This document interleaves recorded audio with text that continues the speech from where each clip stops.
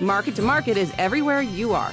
Subscribe to Market on YouTube, find us on the PBS video app to stream on demand, and add our 3 podcasts on your favorite podcasting app.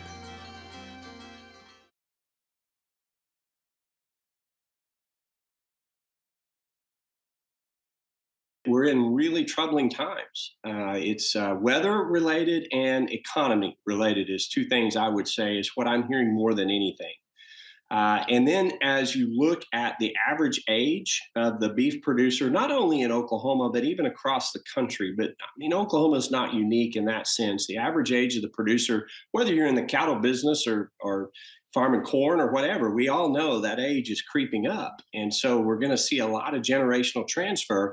And so sometimes the drought and the economy actually excels that in not a good way. Sometimes it can be good, but not necessarily. So water right now, drought, whether we're hauling water to cattle or trying to figure out how in the world to water the cattle, that's really tough. Plus then the forage basis, or I should say the lack of forages, because of the drought and even the outlook. We're a strong wheat pasture country, as you well know. We import a lot of cattle into Oklahoma, mainly from the southeast is where they primarily come from, Kentucky and south and so forth.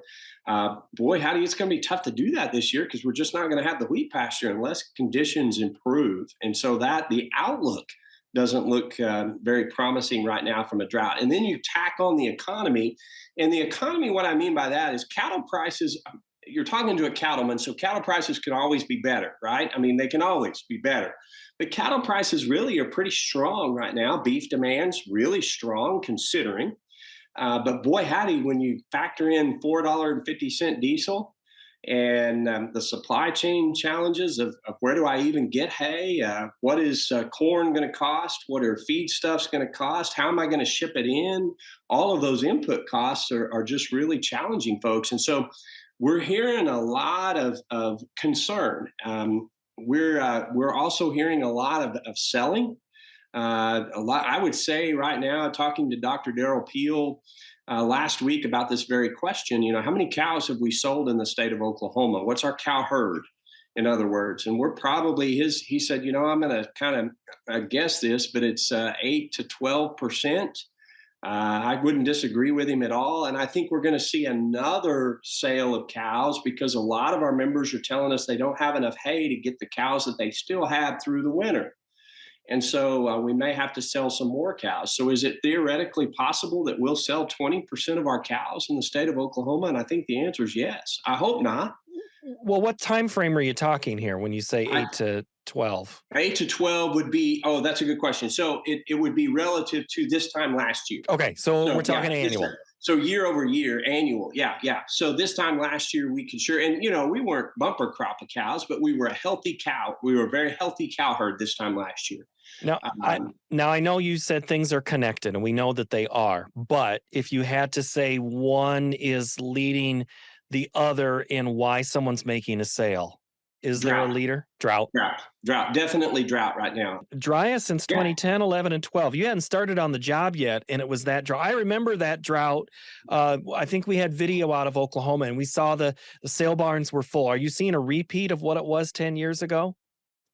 We've slowed down a little bit because we sold them earlier. Right. So so we're seeing less now because we sold them earlier. Okay.